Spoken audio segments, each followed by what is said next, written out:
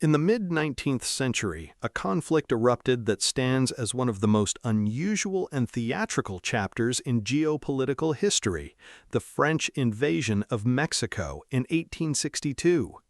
To understand why Emperor Napoleon III launched an imperial campaign across the Atlantic Ocean, we must look at a combination of Mexican civil strife, unpaid foreign debts, and secret imperial ambitions. During the late 1850s, Mexico was consumed by a ruinous civil war known as the War of the Reform. The conflict pitted liberal reformists led by Benito Juárez against conservative factions led by Félix Zuloaga. The liberals sought to modernize the nation and curb the traditional powers of the Catholic Church and military, while the conservatives fought to maintain their historic privileges. Although the neighboring United States supported Juárez, the war devastated the Mexican economy. Both sides borrowed heavily from foreign powers, leaving the state treasury virtually empty. By 1861, Juárez emerged victorious and assumed the presidency, but he inherited a country that was economically destitute and drowning in foreign debt. Facing total financial ruin, President Juárez made a drastic decision in July 1861, announcing a 2-year suspension on all foreign debt repayments. Mexico did not cancel its debts outright, but European creditors who were owed millions of gold pesos were deeply dissatisfied with the temporary freeze. The announcement sparked immediate anger in Europe, particularly among Mexico's 3 main creditor nations, Great Britain, Spain, and France. In October 1861, representatives from these powers met in London to coordinate a response. They signed a tripartite agreement to send a joint naval expedition to occupy Mexico's primary custom house at the port of Veracruz. Their stated objective was financial: collect custom duties to recover the unpaid debts and force Juárez to negotiate. To reassure international observers, the treaty explicitly declared that none of the powers sought territorial conquests or aimed to alter Mexico's internal governance. By early 1862, European troops landed at Veracruz. Initially, the 3 powers intended to act in unison. Mexican conservatives welcomed the foreign troops, hoping to use them to overthrow the liberals. Juárez, meanwhile, sought to avoid war while defending national sovereignty. In February 1862, the European coalition signed the Convención de la Soledad with Juárez's government, recognizing his authority and agreeing to open negotiations regarding the unpaid debt. However, beneath this joint mission lay a secret agenda. France was ruled by Emperor Napoleon III, a monarch driven by ambitions that extended far beyond money.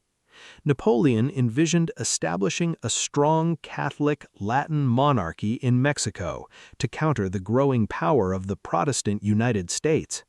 With the American government distracted with its own civil war, Washington was unable to enforce the Monroe Doctrine. Napoleon believed that installing a foreign puppet ruler in Mexico City would give France strategic access to Mexican silver, establish a firm stronghold in the Americas, and elevate French global prestige. By the spring of 1862, Napoleon's true intentions became clear. French representatives began floating the idea of dismantling the Mexican Republic and establishing a monarchy, while refusing to compromise in debt negotiations. Realizing they had been dragged into an imperial conquest scheme, Great Britain and Spain made separate deals with Juárez and withdrew their troops entirely. Left to pursue his goals alone, Napoleon declared war on Mexico.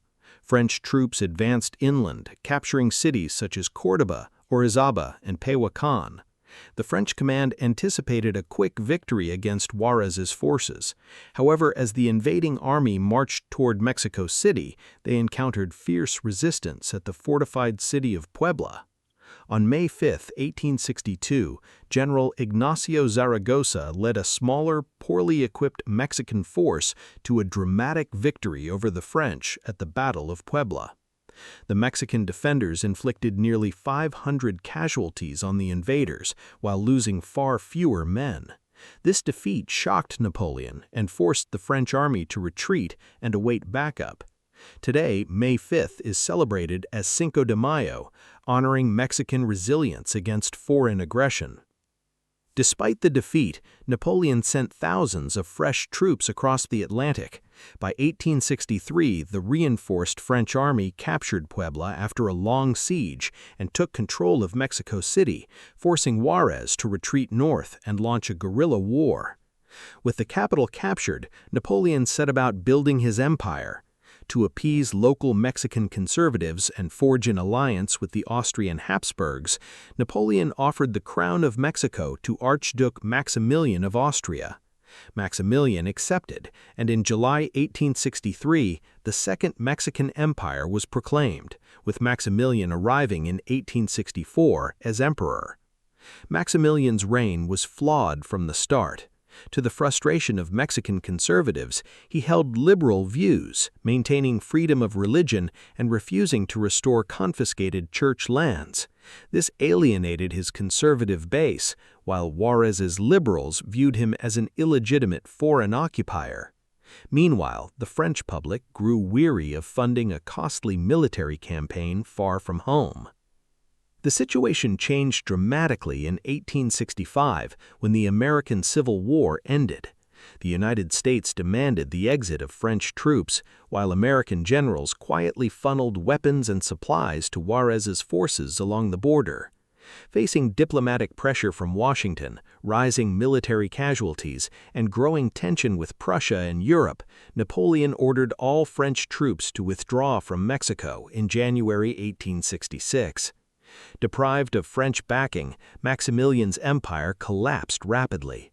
Refusing to flee, Maximilian was captured at Querétaro in May 1867.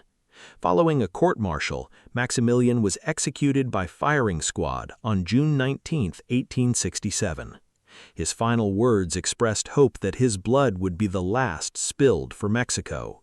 With his execution, the French invasion came to an end, restoring Mexican Republic under Benito Juárez and securing Mexican independence.